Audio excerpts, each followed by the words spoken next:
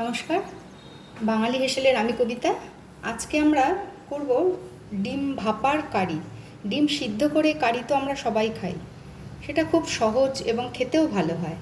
আমি এই ডিমটাকে আগে ভেঙে ভালো করে সব মশলা দিয়ে ভাপিয়ে নিয়ে তারপরে সেটাকে কারি করব।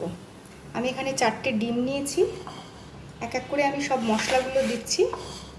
এখানে নিয়েছি অল্প করে মিহি করে কুচনো পেঁয়াজ আর কুচনো কাঁচা লঙ্কা।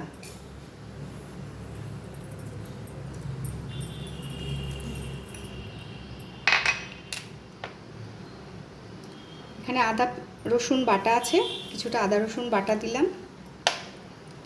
দিচ্ছি গোলমরিচ, ঝাল কম বেশি যে যার মতন খেলে গোলমরিচ বা কাঁচা লঙ্কা দেওয়া না দেওয়া নিজেদের ওপরেও হতে পারে, কোনো অসুবিধা নেই। আর দিচ্ছি আমি এখানে একটু গরম মশলার গুঁড়ো। এর সাথে 4টে ডিমে যেন খেতে ভালো লাগে এরকম আন্দাজ করে অল্প নুন দিচ্ছি। আগে সব মশলাগুলো একসাথে ভালো করে নুন দিয়ে মিশিয়ে নিলাম, তাতে কি হলো, নুনটা সব মশলার সাথে ভালো করে মিশে গেল। এবার আমি ডিমগুলো এখানে ভেঙে দেব।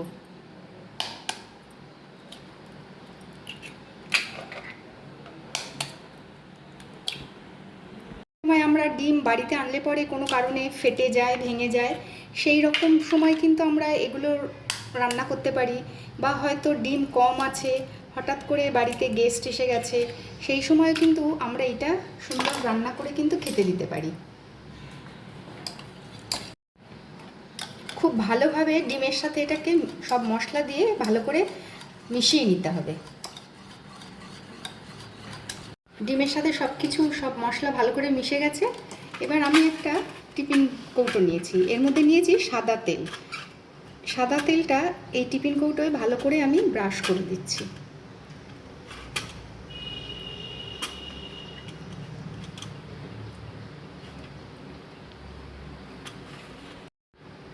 ব্রাশ করে দেওয়ার পরে টিফিন কৌটোতে এই সব মশলা দিয়ে মেখে রাখা সব ডিমটা আমি দিয়ে দিলাম।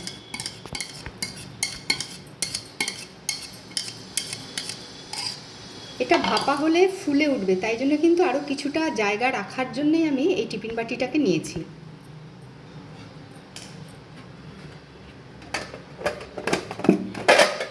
এখানে একটা কড়াইতে আমি আগেই জল ফুটতে দিয়েছিলাম, একটা স্ট্যান্ডের ওপরে ডিমের টিফিন বাটিটাকে বসিয়ে দিলাম, দিয়ে ঢাকা দিয়ে দিচ্ছি। 10 মিনিট ভাপা হতে দেব। মিনিট 10 পর আমি ঢাকনাটা খুলছি। সুন্দর গন্ধ বেরিয়েছে ভাপা হওয়ার জন্যে। এবার আমি কড়াইটাকে এই জল শুদ্ধ নামিয়ে রাখছি। সুন্দর ভাপা হয়ে গেছে।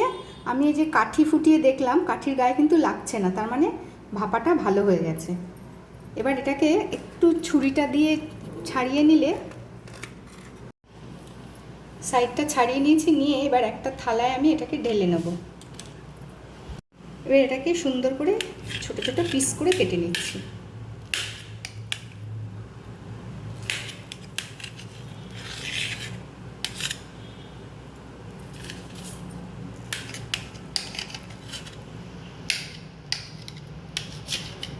একটা কড়াইতে তেল গরম করে নিয়েছি।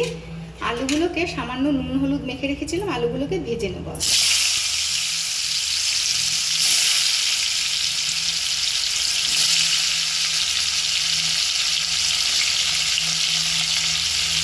মাঝারি আছে, আলুগুলোকে একটু গোল্ডেন করে ভেজে নিচ্ছি। খুব সুন্দর ভাজা হয়ে গেছে, আলুটা তুলে নিচ্ছি আমি এবার।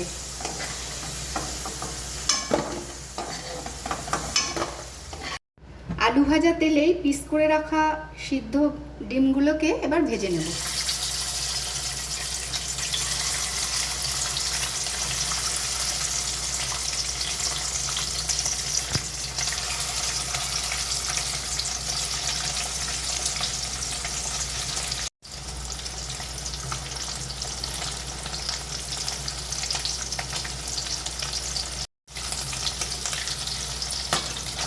খুব ডিপ ফ্রাই করব না, হালকা গোল্ডেন করে একটু ভেজে নেব।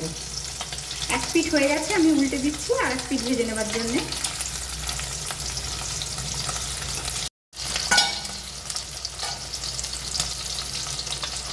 এরকম হালকা গোল্ডেন করে ভেজে তুলে নিচ্ছি।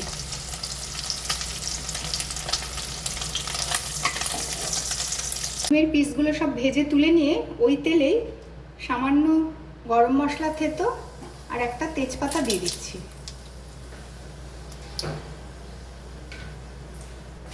কয়েক সেকেন্ড পরে ওর মধ্যে কেটে রাখা পেঁয়াজটাও দিয়ে দিলাম।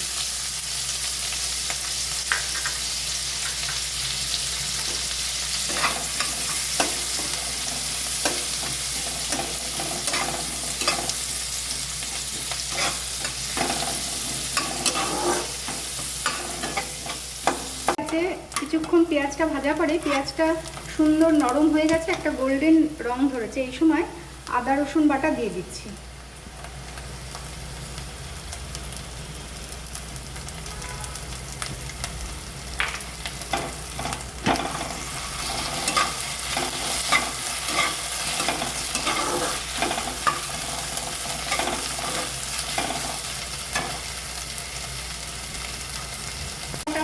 থেকে তেলটা ছেড়ে দিলে এবার একটা মাঝারি টমেটো আমি পেস্ট করে নিয়েছিলাম, সেটা দিয়ে দিচ্ছি।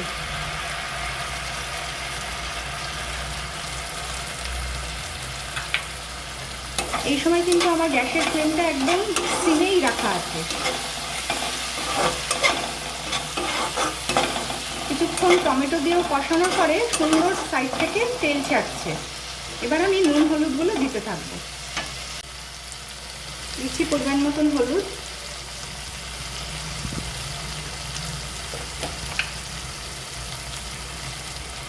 লঙ্কার গুঁড়ো,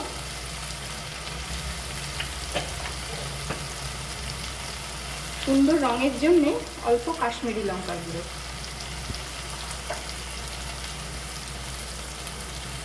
দিচ্ছি গ্রেভির স্বাদ মতন নুন।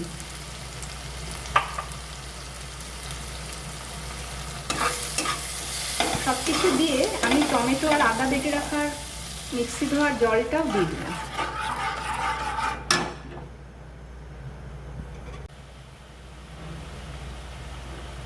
ভালো করে কষানোর পরে সুন্দর তেল ছেড়ে দিয়েছে। আমি কিন্তু এখানে জিরের গুঁড়ো ধনের গুঁড়ো কিছু দিইনি, কিন্তু শুধু আদা পেঁয়াজ রসুনের উপরেই রান্নাটা করছি, একদম হালকা করে। কারোর ইচ্ছে হলে জিরের গুঁড়ো ধনের গুঁড়ো অল্প করে দিতেই পারেন। আমি এবার এর মধ্যে আলুটা, ভেজে রাখা আলুটা দিয়ে দিলাম।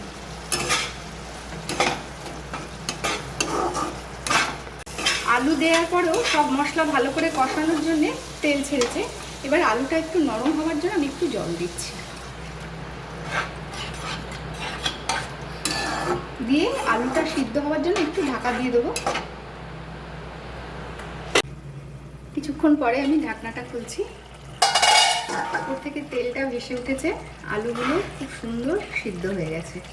এবার আমি অল্প একটু জল দেবো, যেহেতু ডিমগুলো ভাজা,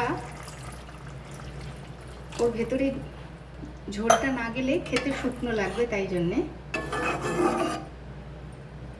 ঝোলটা দিয়ে মিনিট 2 রাখার পর গরম হয়ে গেছে। এবার আমি এই ভেজে রাখা ডিমগুলো আস্তে আস্তে দিয়ে দিচ্ছি।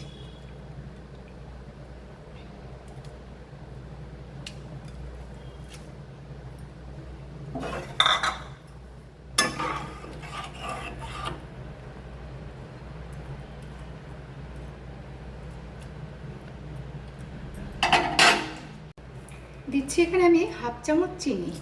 যেহেতু টমেটো, নুন, ঝাল সব কিছু আছে, এই চিনিটা দিলে খেতে ভালো লাগবে।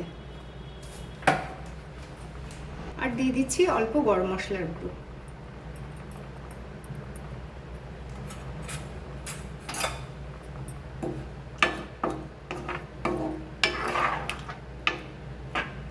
মাঝারি আছে কিছুক্ষণ রান্না হওয়ার জন্য আমি ঢাকা দিয়ে দিচ্ছি। মিনিট 5 রান্না করার পর আমি ঢাকনাটা খুলছি। সব কিছু সুন্দর মিশে গেছে। এই অবস্থায় নুন ঝালটা একটু দেখে নেওয়া যেতে পারে, কিন্তু নতুন যারা রান্না করবেন আন্দাজ না পেলে এই অবস্থায় কিন্তু একটু দেখে নিয়ে দিয়ে দেওয়া যেতে পারে। আমি এখানে অল্প একটু ঘি ছড়িয়ে গ্যাসটা অফ করে দিচ্ছি।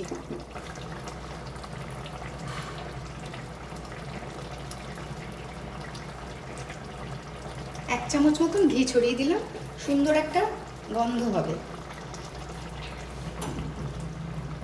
আমাদের আজকের রেসিপি ভাপা ডিমের কারি তৈরি।